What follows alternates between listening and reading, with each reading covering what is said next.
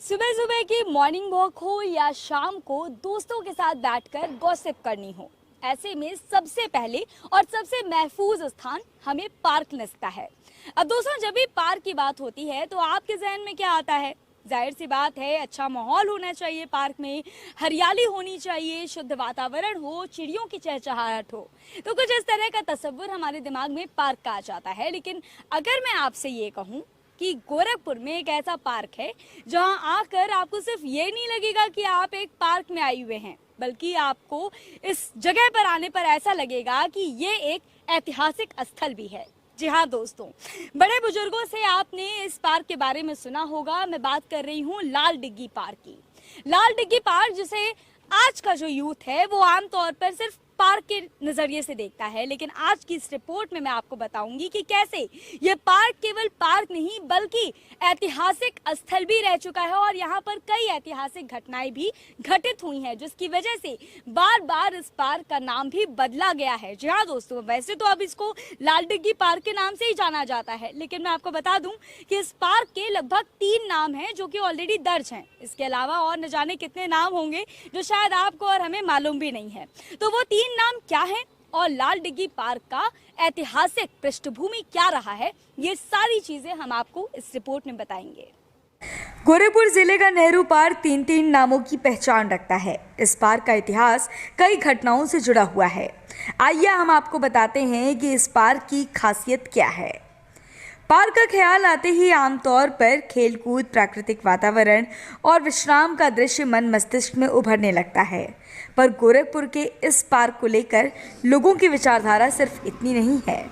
दरअसल इस पार्क की ऐतिहासिक पृष्ठभूमि भी है। शहर के सबसे व्यस्त इलाके और थोक मंडी साहबगंज के पश्चिम हॉबर्ट बांध के किनारे एक रमणीक स्थान है, जिसकी पहचान कागजी तौर पर नेहरू पार्क और बोलचाल में लाल डिग्गी पार्क के रूप में होती है। एक वक्त में ये स्माइल पार्क भी हुआ करता था और 3 नाम की पहचान रखने वाला ये पार्क ऐतिहासिक घटनाओं से जुड़ने की वजह से शहर की विरासत भी बना हुआ है। इस पार्क का नाम इतिहास की अलग अलग घटनाओं के अनुसार बदलता रहा, लेकिन अगर सबसे पहले इस पार्क के नाम की बात की जाए तो ये 87 राजाओं के इतिहास से जुड़ा हुआ है। आइए आपको बताते हैं कैसे। दरअसल 87 राजाओं में से एक राजा थे बसंत सिंह, जिन्होंने बसंतपुर में अपना एक किला बनाया था। उनके एक छोटे भाई भी थे जिनको लाल बाबू कहा जाता था। वो लाल बाबू अपने भाई बसंत सिंह की मदद करने के लिए एक पास में ही उन्होंने भी यहाँ पर एक किला बनवाया और इसीलिए इसे लाल डिग्गी पार्क भी कहा जाता है। इसका कारण एक और है दोस्तों, मैं आपको बता दूं कि लाल सिंह ने अपने किले के सामने, ठीक सामने जो है वो ये पोखरा बनवाया था और ये पोखरा जो है उस वक्त में पोखरे को डिग्गी भी कहा जाता था, इसलिए इस पार्क का नाम बाद में लाल डिग्गी के नाम से जाने जाने लगा। इस पार्क का नाम एक ज़माने में स्माइल पार्क भी रखा गया था। अब मैं आपको बताती हूँ कि ये स्माइल नाम इसका क्यों पड़ा। दरअसल हुआ यूं कि 1940 में स्वतंत्रता संग्राम के दौरान पंडित नेहरू का इस पार्क में एक जनसभा हुआ करता था और ऐसे में जब पंडित नेहरू गोरखपुर आए तो उन्हें इस पार्क में आने नहीं दिया गया। शासन द्वारा कड़ा विरोध हुआ नेहरू की इस सभा का।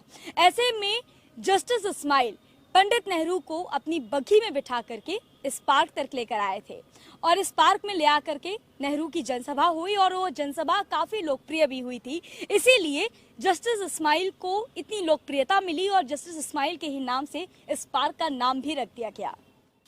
इसके अलावा इस पार्क का नाम नेहरू पार्क भी हो गया। आपको बता दें कि 3 जून 1940 को भाषण देने के दौरान इसी पार्क से तत्कालीन कलेक्टर ने पंडित नेहरू को गिरफ्तार कर लिया था। इस घटना के चलते बाद में इस पार्क को नेहरू पार्क के नाम से जाने जाना लगा।